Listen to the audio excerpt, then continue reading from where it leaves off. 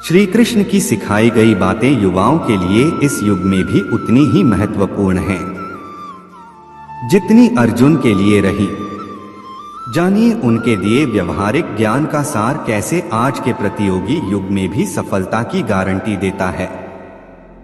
कृष्ण हर मोर्चे पर क्रांतिकारी विचारों के धनी रहे हैं।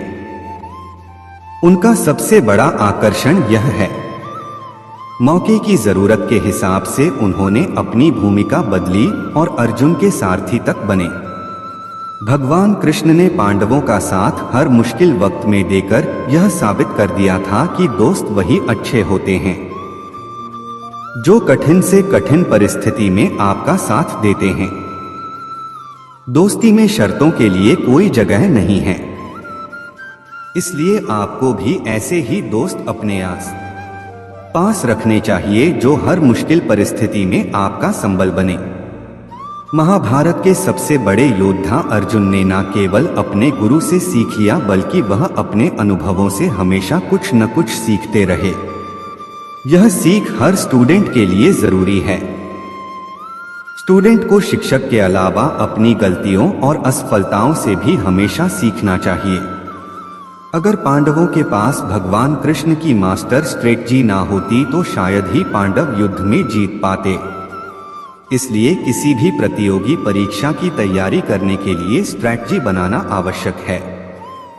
कृष्ण से जुड़ी किसी भी कहानी को पढ़े तो आपको ये बात साफ तौर पर देखने को मिलेगी कि इंसान को दूरदर्शी होना चाहिए और उसे परिस्थिति का आकलन करना आना चाहिए। कृष्ण हमें यह भी सिखाते हैं कि मुसीबत के समय या सफलता न मिलने पर हिम्मत नहीं हारनी चाहिए।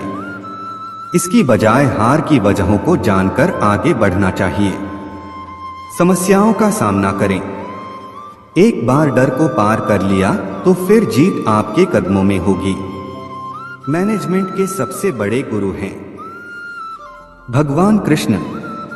उन्होंने अनुशासन में जीने, व्यर्थ चिंता न करने और भविष्य की बजाय वर्तमान पर ध्यान केंद्रित करने का मंत्र दिया। भगवान कृष्ण ने अपने मित्र सुदामा की गरीबी देखी तो उसके घर पहुंचने से पहले ही उसकी झोंपड़ी की जगह महल बना दिया। इसलिए कहते हैं कि दोस्ती कृष्ण से करनी सीखनी चाहिए और रिश्तों में कभी ओहदे को बीच में नहीं लाना चाहिए। सीधे रास्ते से सब पाना आसान नहीं होता, खासतौर पर तब जब आपको विरोधियों का पलड़ा भारी हो। ऐसे में कूटनीति का रास्ता अपनाएं। कृष्ण को सबसे बड़ा कूटनीतिज्ञ भी माना जाता है। किसी भी चीज को समझने के लिए सबसे पहले मन को शांत रखना चाहिए और फिर काम पर ध्यान देना चाहिए, क्योंकि हम मन से ही प्रश्न खोज लेते हैं और मन में ही जवाब देकर बैठ जाते हैं। भगवान कृष्ण ने मन को शांत रखने के लिए दो चीजें बताई हैं। भगवद गीता में भगवान श्री कृष्ण कहते हैं, मन का बेचैन होना उसका स्वभाव है। हमारे मन को लगता है कि अगर वह अलग अलग बातों के बारे में सोचता रहेगा तो हमें आने वाली हर मुश्किल और मुसीबत से बचा लेगा, पर ऐसा होता नहीं है। हम अपने जीवन का काफी अधिक समय सोच विचार करके परेशान होने में निकाल देते हैं। भगवान श्री कृष्ण कहते हैं कि मन का यह स्वभाव बदलना मुश्किल जरूर है, असंभव नहीं। अच्छा, अब आप एक बात बताइए, आप कौवा को बोल सकते हैं कि वो काव काव की आवाज ना करे, या फिर क्या आप किसी मेंढक को कह सकते हैं कि वह पानी देखते ही ऊंची छलांग ना मारे? हमारे मन का भी कुछ ऐसा ही है।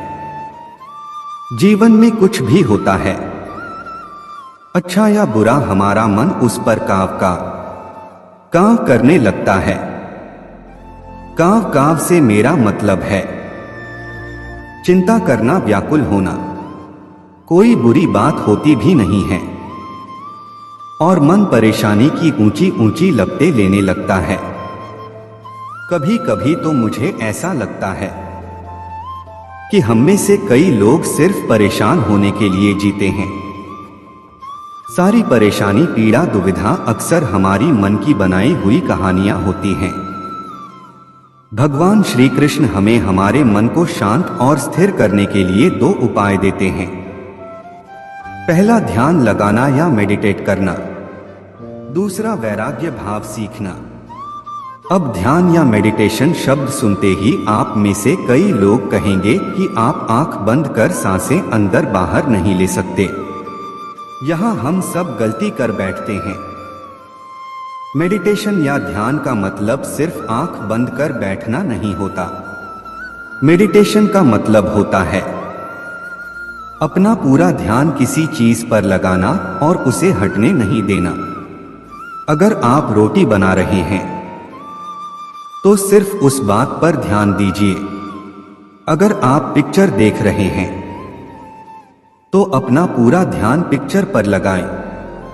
यह मत सोचिए कि पिक्चर देखकर आप अपना कितना वक्त बर्बाद कर रहे हैं। जब आप जीवन के हर छोटे बड़े काम को पूरे ध्यान से करते हैं तो आपका जीवन ही एक मेडिटेशन बन जाता है। ऐसे जीवन में शांति, स्थिरता, साहस और सफलता का होना अनिवार्य है। वैराग्य भाव दूसरा उपाय। वैराग्य का अर्थ यह नहीं कि आप सब कुछ छोड़कर जंगल में जाकर बैठ जाएं। वैराग्य का सच्चा अर्थ है कि आप जो काम कर रहे हैं उसका क्या नतीजा या रिजल्ट निकलेगा उसकी चिंता ना करें। जैसे अगर आपने कोई इंटरव्यू दिया, आप यह कर सकते हैं कि पूरे मन से तैयारी करें और अपना बेस्ट देकर आ जाएं। वह नौकरी मिलना या ना मिलना आपके हाथ में नहीं है। इस नतीजे के पीछे अलग अलग चीजें हैं जो आपके बिल्कुल कंट्रोल में नहीं।